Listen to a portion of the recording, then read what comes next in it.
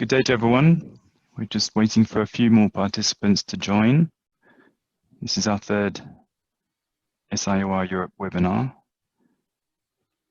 If you'd like more information about SIOR, please don't hesitate to give me a call or drop me an email. Okay, thank you. I'm handing over to Paul McDowell in just 1 second. Good afternoon all, and following on from the success of our first two webinars, welcome to SIOR Europe's third webinar in our series of insightful and relevant topics that we hope of real interest to our members and guests. Today we've got a formidable lineup of panelists to discuss real estate's role in the global supply chain with guests from DHL, Prologis and BCI Global. Just to introduce myself, I'm Paul McDowell, the current president of SIOR European Regional Chapter, sitting here in Dublin. Our chapter members have joined us from across the USA and across many countries in Europe. We're also pleased to welcome members from the CREW network, that's Corporate Real Estate for Women, with whom SIOR collaborates to promote women within our industry. A bit of housekeeping now. Your mics and videos are turned off.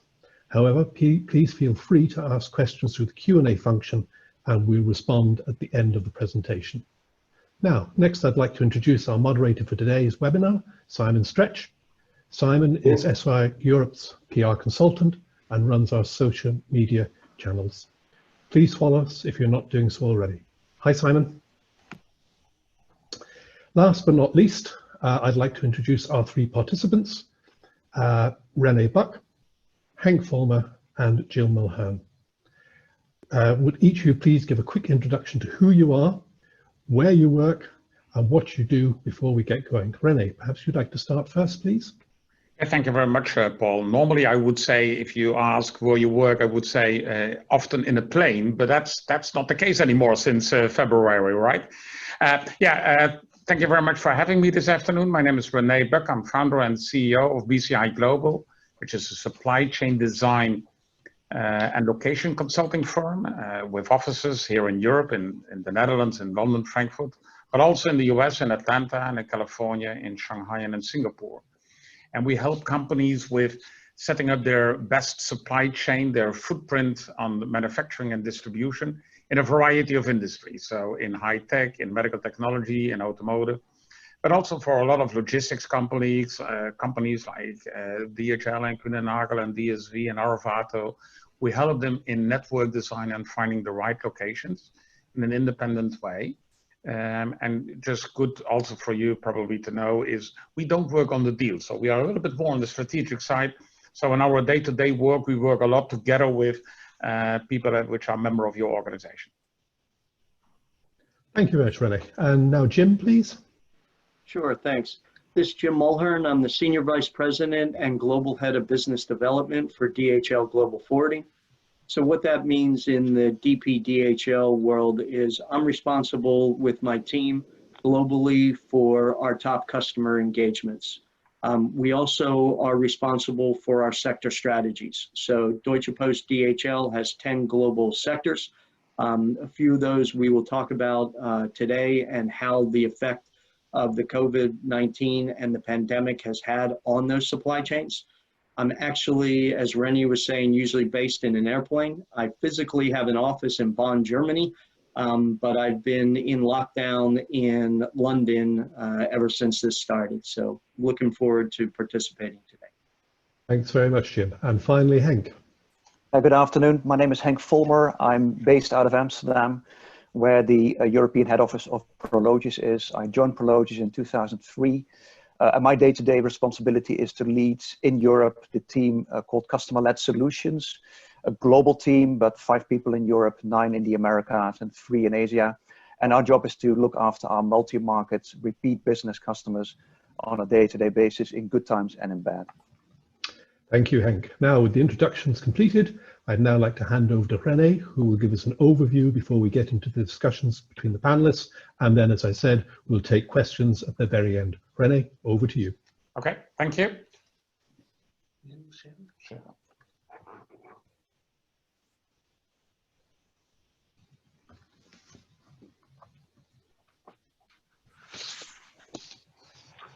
All right. Yeah, let's say when we discuss the topic of this session, I think that the title From Recovery to Strategy Review is something which is a lot of in the minds of manufacturers, shippers, e-tailers, logistics service providers, because everybody is coming out more or less from an emergency phase into recovery phase. And now the question is, okay, we have now this COVID-19 situation. We are used more or less to having major disruptions in our supply chain. How can we avoid that in the future? And so what I wanted to do with you is go quickly over 3 topics. What are the, what I call inconvenient truths of COVID-19? What has made us clear and why is that a driver for action? How will that change in the supply chain? And I make a distinction in 3 functional areas: sourcing, supply chain, and manufacturing. And then at the end, look into the impact on logistics real estate. And I think an important element is here is from just in time, meaning low inventory levels, to just in case. So how do we prepare for unforeseen changes? Now, if you look to what COVID-19 made us clear, one of the things which made us very clear is our dependency on China manufacturing and or Chinese suppliers. And you can see that here in this graph. On the vertical axis, you see the number of inventory companies have.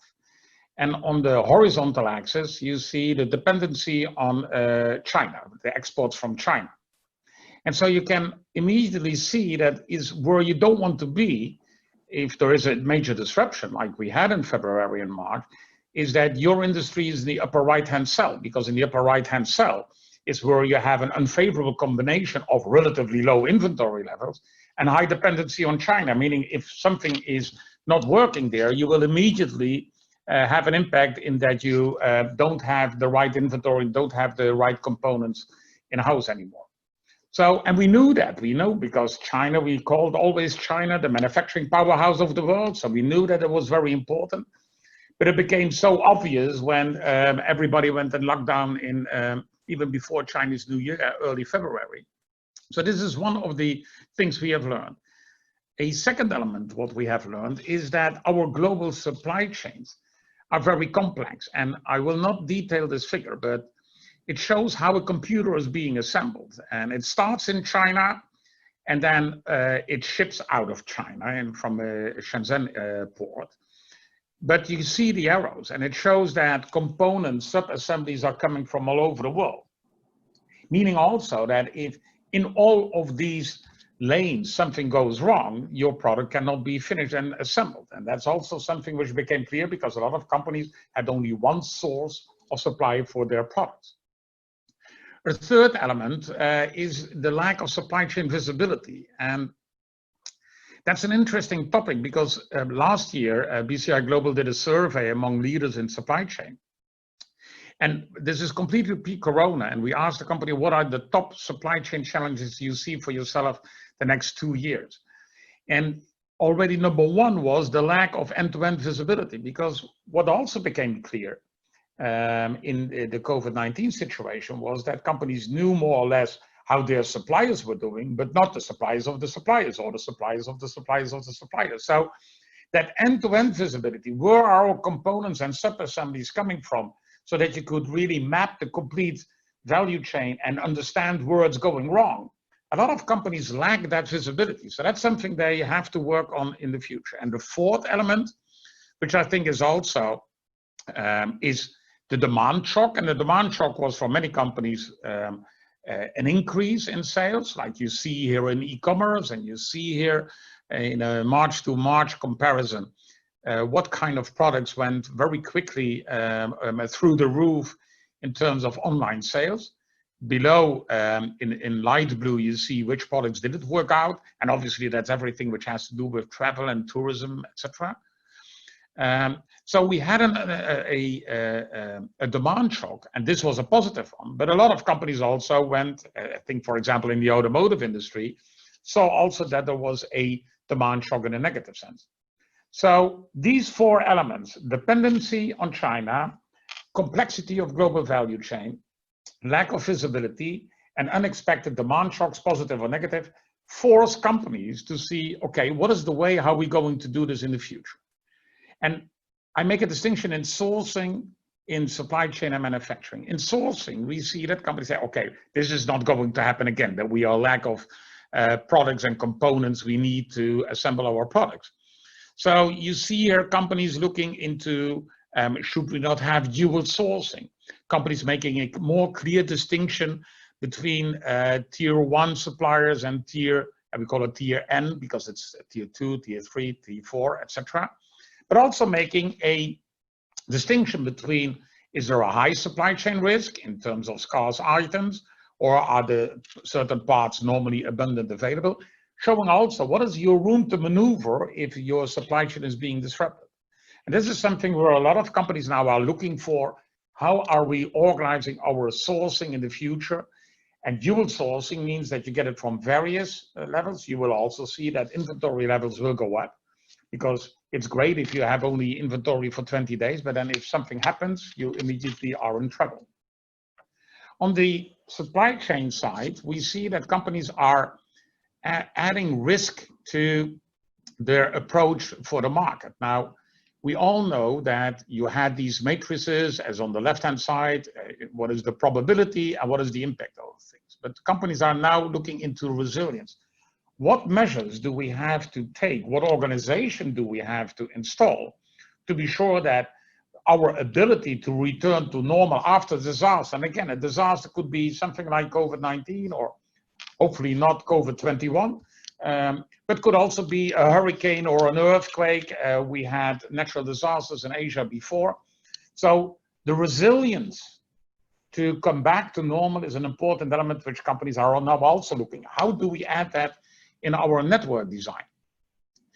To improve that end-to-end visibility, which was one of the problems, companies are looking into control towers. And control towers is an organization. It's not a real tower in concrete.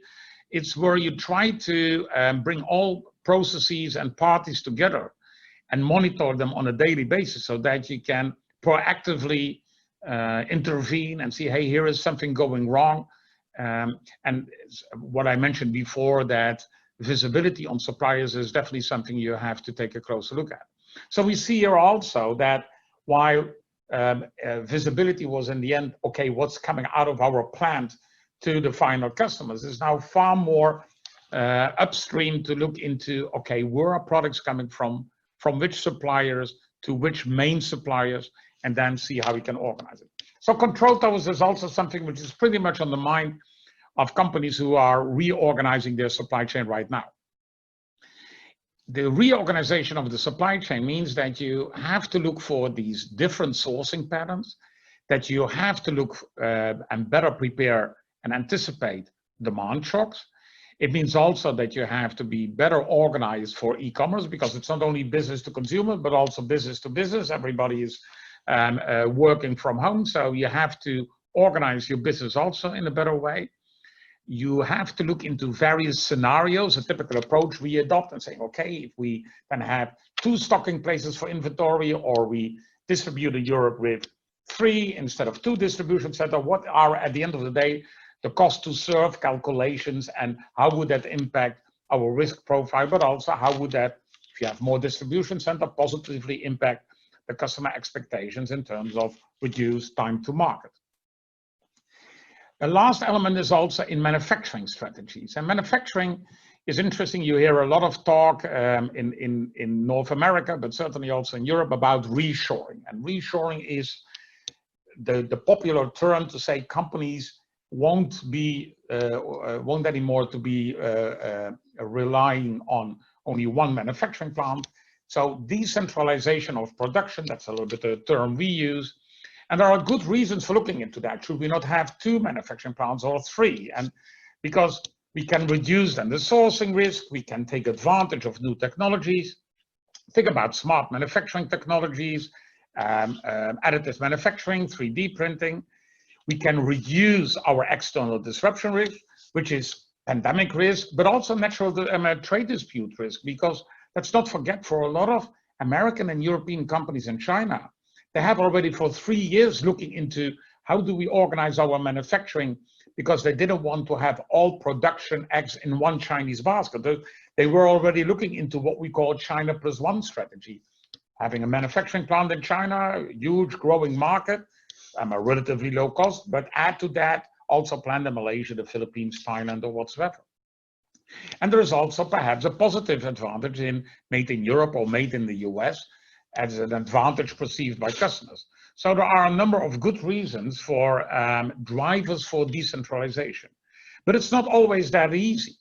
It's easier said than done. You could say, okay, well, I bring my final assembly of, say, a ventilator. You know, we know ventilators as they are used in intensive care units all over the world. And you could say, okay, I bring a ventilator, the production or the final assembly back to Europe. Okay, in a ventilator, there are 600 components. So you can bring the final assembly to Europe, you can look into making 200 components, but then you are still depending on the 400 others. So what is your supplier base? Is there then in Europe a supplier base so that you can really de-risk the supply chain? Because if you only have the final assembly in Europe, you have not de-risked too much because you're still depending on where all these hundreds of components are coming from. What about the differences in cost levels? You know, US compared with, China compared with labor cost in Europe, factor 1 to 4. So that's also something we have to take into mind. And all pre, but also post-corona calculations forecasts are that Asia is the fastest growing market in the world. So decentralization, definitely a topic these days for companies in the C-level. On the other hand, also clearly not something which you decide in a late afternoon. Here again, you have to work with scenarios to see whether for an individual company it works to full or half or bringing just 2 product lines to Europe or North America to de-risk the supply chain. Finally, what brings that for logistics real estate? Now, economic crisis and drop in international trade are tremendous. If we talk about this year, about worldwide IMF figures of a decrease of the world's GDP of 8%, then we can next year grow 3% again. That sounds good, but that is including the 8% decrease of this year. Our expectations are that we will be back in 2019, only in 2022. So it's not something which next year will already be resolved. And that is completely also depending on second and third waves, vaccines. Now, you know the drill. Now, positively for logistics real estate point of view is that growth of e-commerce, you know, the decentralized European supply chain, just having more inventory in Europe so that if there is something happening, you have more days of inventory prepared, will ask for additional logistics real estate. The growth of e-commerce itself is already asking for more real estate because it's it requires different distribution centers. And also thirdly, that value-added logistic final assembly as part of a decentralization could also be in a pretty much similar shell than if we talk about a distribution center. So yes, in certain industries we have a substantial drop, but the next 24, 30 months, the growth of e-commerce, the requirement of having higher inventory levels to de-risk supply chain, and the possible result of more final assembly in terms of decentralization of production / reshoring will positively influence the growth of logistics real estate in Europe. And with that, I give the floor back to our moderator. Thank you, René. And I think that's really helped set the scene in terms of A, the logistics market and its operation globally, and B, the likely implications on real estate. So just before we go any further, a quick reminder to everyone that the Q&A forum is now open. So by all means, if you do have any questions, then send them through there and we can direct them at the relevant personnel.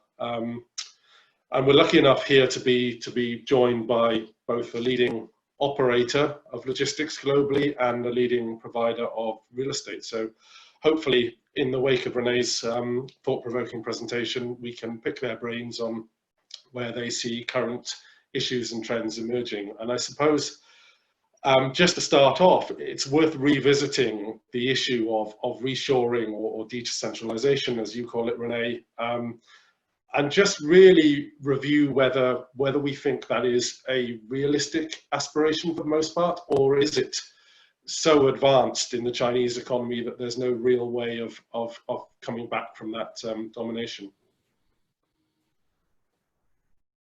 So, you want me to answer that question? Yeah, firstly to you and then to the other panelists.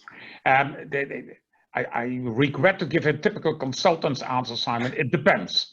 But it's really true. It depends on the sector of industry, particularly if you are a company producing, I would say, trade dispute sensitive products. And I see that definitely, let's say, in the reshoring trend in North America. If you have 25% to add to your product's price, that's a substantial amount of money to bridge the gap between production costs in China and in Europe. But you really have to look case by case. I think that companies will probably not have full reshoring. You know, if you have a manufacturing plant in China with 6 production lines, you probably will not bring them all 6 to Europe. You will probably bring only 2 or 3 so that you have that resilience and robustness in your supply chain. For companies, let's say it's our day-to-day work now these days, to work for companies to see, is there a tipping point that it makes sense for you to do now? But it's also a strategic view. We see that for companies, if you would forecast once in the 5 year, a situation where you have a 2 months business disruption, complete lockdown, and you would argue that that's probably easier to happen in Asia than in Europe. 2 months lockdown for a manufacturing plant is a tremendous cost of money. So if you include that into your modeling, reshoring is a real and realistic option, but it depends on what is your sourcing profile. If you're in your Asian plants, it depends also on what is your distribution. You know, if you have a plant in China and it delivers 70% of its products into Asia, that's not coming back to Europe or North America. Thank you. And from your perspective, Jim, how do you feel about that? Do you still see that China has a center of gravity, or do you think that it's part of a more holistic market? Well, I think China will always continue to have a center of gravity just based on their cost basis. But even before the pandemic, COVID-19, we were seeing, based on some of the trade wars that were going on, especially between the United States and China, that companies were de-risking their supply chain by moving certain source to other locations, not always to closer to the United States or to Europe, but to other Asia countries. But that also has risks. And as Rennie said, you know, when you look at a major manufacturer that may have 6 or 8 lines, they weren't moving the entire factory. They may bring on new manufacturing into different locations, but at a certain time, you know, consumers' buying behaviors seem to go back to the lowest cost and the quickest supply.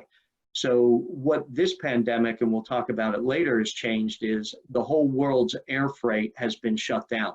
So overnight and next day deliveries have been really reduced, and air freight itself as a mechanism to be able to supply plants or even end customers has changed dramatically.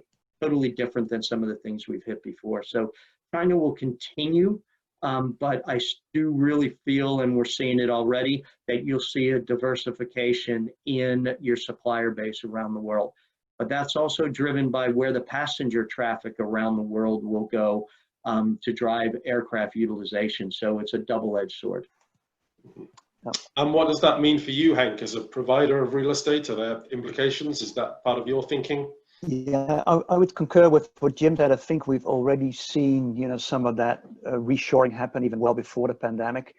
We saw production being relocated to places like India, Turkey, Egypt, Mediterranean Rim, Northern Africa. And we see quite a bit of demand, especially in Central and Eastern Europe, that is very much manufacturing related. And then 2 other things to note is, I think our China business has over time also moved from, again, that manufacturing function to much more of a warehouse and distribution operation serving the Chinese population. So that's a big change in the past, say, 10 years. And then finally, I think Mexico does. I think some participants on the phone from the US, they will recognize that. I think Mexico has been, you know, en vogue with manufacturing companies located clearly closer to the American border. Okay, and turning back to you, Jim, I suppose a more specific question relating to DHL. How has the group as a whole coped with the COVID crisis, and what perhaps changes has it driven across the business as we move into a post-COVID environment? Well, I think, you know, the group itself has been very resilient in what we've been able to do, and that has really to do with the scope of Deutsche Post DHL. The brand name, of course, being DHL, but we have DHL Express, totally integrated, their own aircraft, DHL Global Forwarding, that does depend on our sister company Aviation, but also a lot on the outside markets of both commercial aircraft and, of course, the ocean side.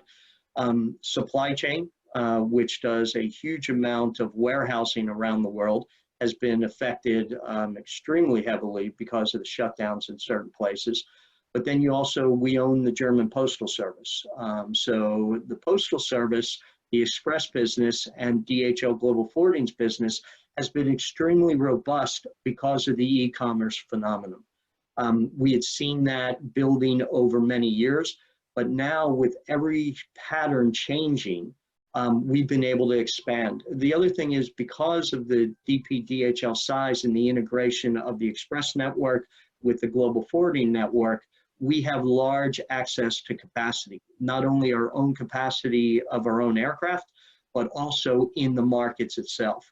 And when you bring down that capacity from a passenger perspective, everybody was moving into the integrators. So we announced our second quarter earnings much earlier, and we continue to see that. But now what will happen is how the recovery comes back. Is it a V-shaped? Is it a W? Is it an L or a U? That will really depend on consumer confidence and getting the pandemic and a vaccine that we'll talk about later. But either way, we have scenarios set up where we will be able to change how we operate within our dedicated and non-dedicated fleets to be able to kind of adjust to what the markets have.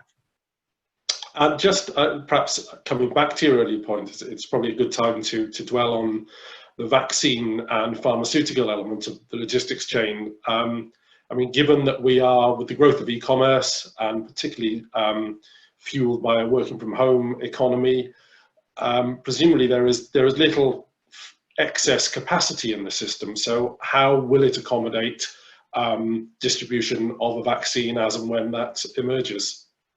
Well, I think there's two parts of that. I'll answer the first part from the manufacturing and getting it to different locations. And I think Henk can give you a little more idea on what they're doing from a warehousing perspective. But if you look at a pandemic like what's happened now, we went through the ash cloud. You had SARS. There was different pandemics that happened before. We had a West Coast port strike about 15 years ago. That shut down different parts of the economy. So this one is global, and the solution to it is a vaccine. And what we've seen from the manufacturers of the vaccine so far, there's a lot more cooperation, but the amount of vaccines you're going to need is going to be extraordinary, something we haven't seen before. But governments are already working with private companies, and we have already set up pandemic boards to work with these companies to look at distribution. But as Rennie was speaking about earlier, they're looking at the manufacturing being as close to the patient as possible. So you'll take large pharmaceutical companies that are looking at their multiple locations to be able to actually inject immediately closest to source where the manufacturing is and where the actual distribution is. But what happened in the COVID situation, PPE absolutely bumped all other product that was moving around the world. And that was a decision made by most of the supply chain and logistics companies around the world, plus individuals, companies were bringing in PPE for themselves. So that put a big constraint on the air freight side of it.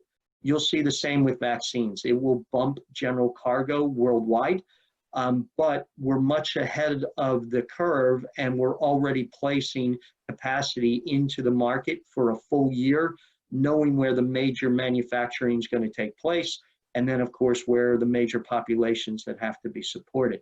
We can get it there, but I think Hank could give you a little better idea, because a lot of this will be has to be stored at 2 to 8 degrees, which is much different than general cargo and has a lot more complexity involved in it at destination before you get to the patient. Thank you. So Hank, do we have the space to store it? We absolutely have the space to store it. I think it's important to say, however, that as Jim is saying, operating pharmaceutical facilities is a different trade almost. The amount of regulations that users have to comply with in order to do that is very, very important. But if I sort of take a step back, it is clear that COVID has shown that in global logistics there are clearly some sectors that are losing, that have been really affected and will probably be affected in the longer run. Think of the aerospace industry, think of the automotive industry, and then there are clearly sectors that are really, really benefiting almost, I could say, from this. Pharma being one of them, but also think of the grocery business, think of sports equipment, think of medical equipment, anything that a person needs to work from home. We've seen a lot of companies focus on those essential goods, do-it-yourself, garden furniture. Just the amount of stuff that people are buying is increasing. It's much more done online, and it's at the end of the day, I think a benefit for the logistics industry as a whole, and certainly for the logistics real estate sector. The things that René mentioned, the distribution process that's changing towards more decentralized manufacturing, higher inventory levels. We're expecting about 5 to 10% more inventory in warehouses, and then the enormous spike we've seen in e-com. All of those three together, I think, are here to stay and are good for the sector.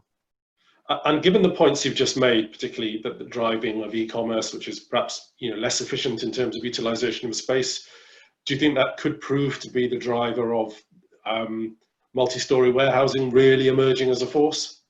I think, let me give you some data points. We've seen the e-commerce business, or the volume of e-com purchasing, grow in the US from about 15% in 2019 to 25% today. Think of the volume that leads to. An e-com operation, if you compare it to a brick and mortar operation from a warehouse, is almost a 3 times as much space that you need to accommodate that.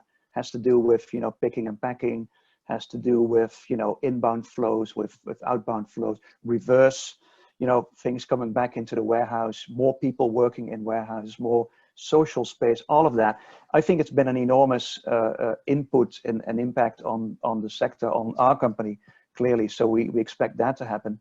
Of all the new leasing we did in the quarter we just came out with earnings, 20% normally was dedicated to e-com. It's been 40%, so we've almost seen it double. And I think, to your point, Simon, that will lead to more need for general, let's say, warehousing space, and certainly, it will lead to an acceleration of more urban and infill operations, so closer to the end consumer, which is a reason why we've been investing heavily in city logistics, in what we call last touch facilities, both in the US and in larger metropolitan areas such as London and Paris. That's definitely for us a new avenue that we're heavily investing in. Thank you. And also, I think another, to segue into another area, it's directed firstly at you, Hank, given Prologis's credentials in this arena, but would also be interested in Jim's perspective and what René's seeing from customers in terms of the green agenda. Just if we're relying more on air freight, if e-commerce is really driving more, what are the implications for the logistics sector as a whole in terms of trying to meet its ecological obligations and reducing carbon footprint and the impact on our environment? I think it's hugely important. It's important for us as a company. It's very important for our investor base, who definitely have a green agenda. It is more and more clearly on the agenda of our customers. If you pick, clearly DHL has a Go Green program. Kuehne Nagel has a zero net carbon program. Think of the likes of Louis Vuitton, L'Oreal. They all have very high standards of energy efficiency and warehouses that they want to be green and very sustainable. So I think it's been there already. It's accelerating, and we have to continue, raising the bar in terms of what we do with our facilities in terms of energy efficiency. We have big solar programs on the go at the moment for our warehouses in Europe. We are also dedicating a lot more capacity to making buildings more healthy from a standpoint of people working there day to day. We have done our first program called WELL, the WELL Building Standards. Again, many people on the call will recognize that.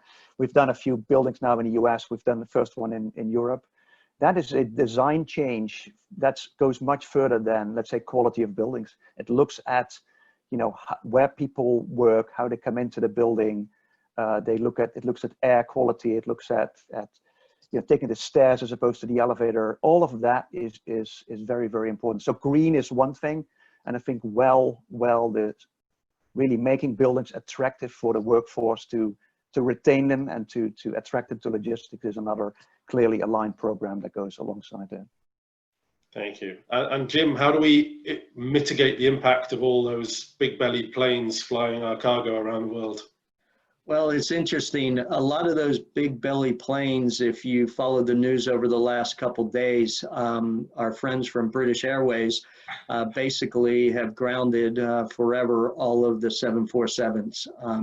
So it's a journey within DHL, and it's a journey with partners, because when you look at the overall supply chain and to decarbonize the supply chain, it starts all the way from the manufacturers through the supply chain integrators like ourselves to companies like ProLogic, and we work with them all today. We have a 2050 strategy to be carbon neutral, period. And that was set by Frank Apple, our chairman, in our 2025 strategy. And it was a real stretch, but we've built on that because in our 2015 strategy, we wanted to reduce our carbon footprint by 25%. We were able to achieve that in 2018. And the way we've been doing that is working with other companies and other providers. We built our new facility in Leipzig where all our aircraft go into, and that's already at net zero. Aircraft manufacturers are looking at different kinds of fuel. From a DHL perspective, our fleet of electric vehicles that will only work in certain environments. We started our own trucking manufacturer for a while to look at how we could accelerate that. But with partnering with other individuals, we will see that change.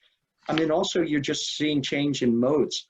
So when you move from an air freight or an ocean freight to a rail solution, which is very common now and expanding heavily from China into Europe, if you spoke about that 10 years ago, it really wasn't viable. Now the amount of traffic that's moving on that route increases significantly day by day by day. So everything together will be able to continue to drive this down. But it will take a much larger increase with all the partners to get it to everybody being net zero. Thank you.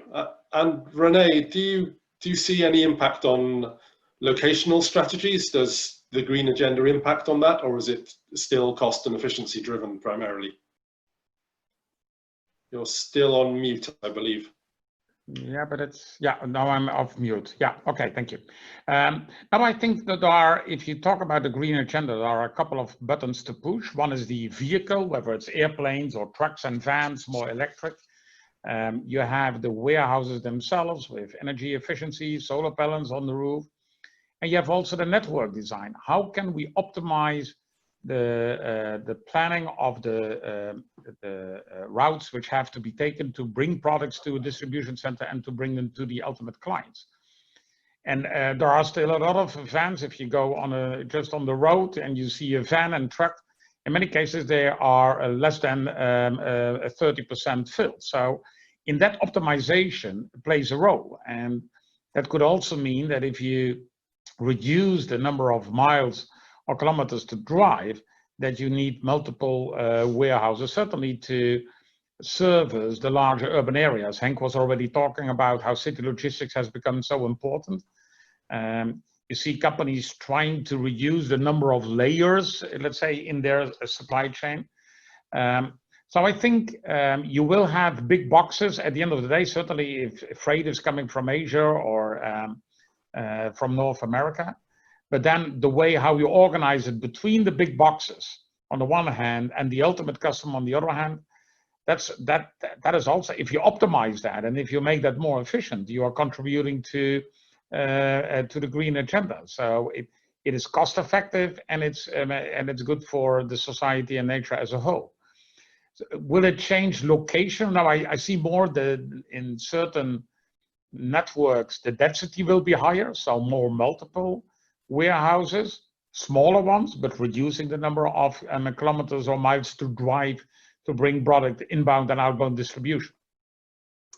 Nothing, just add on that, Simon. I think what we're certainly seeing from many customers also, clearly from the point of view of efficiency, network efficiency, but clearly also I think the sustainability and green agenda is somehow to consolidate a lot of their activities into what you could call parks or campuses. So that scale, I think, is certainly important and just allows companies to operate more effectively. Again, and that has good implications on, I think, all of our green agendas. And I think if I may add to that, I think what Henk is saying is right in the sense that we are not only talking about big boxes, you know, larger mega distribution centers or XXL warehouses, and wherever you have the minimum threshold of 40 or 50,000 square meter or 400 or 500 square foot. But it's also how companies are organizing their various distribution centers at one location to have flexibility on the one hand between the various warehouses at one spot, and on the other hand to gain from economies of scale. So that the economies of scale is certainly something which drives not only the size of the buildings, but also the size of the locations where companies like DHL consolidate some of their activities. Great, thank you. And we have time for just one more question, which has come from the floor. And this is directed probably at everyone, so jump in whenever you feel appropriate. But, if most major economies experience a significant unemployment rise, do you think there'll be less demand for stuff and more of a focus on essentials? And if so, what impact might this have? Well, if I can kick it off, Yes. Sure. Simon, I think obviously what we see is, and the most logical sector where you see that economic impact is in the automotive industry. Now, the automotive industry had already a number of challenges, right? The whole decarbonization, electric vehicles, markets shifting to Asia. So that was an industry which had also in 2019 already a difficult year in Europe. But people will be cautious to have substantial expenditures. Depending a little bit on the residential markets, the housing markets, you can also see that if the economic downturn continues, that also the appetite to buy a new house will be reduced a little bit.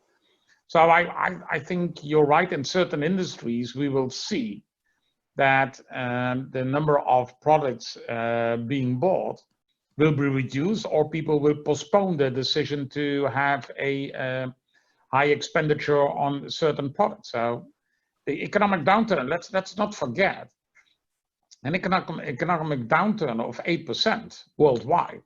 That's tremendous. That's tremendous. You know, there are forecasts, for example, in Germany, particularly in states where the automotive industry is well represented. You will have this year an economic downturn of 22%.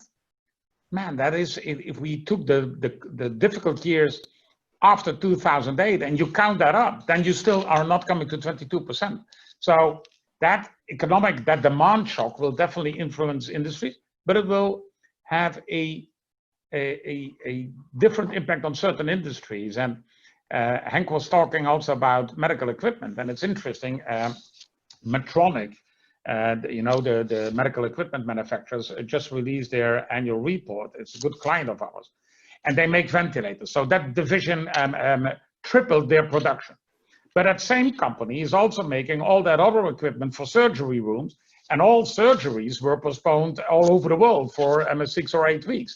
So those divisions are suffering. So it has not only an impact in general, but you have to find out in what sectors of industry and what kind of divisions where that growth is still there, and others which have more difficult times.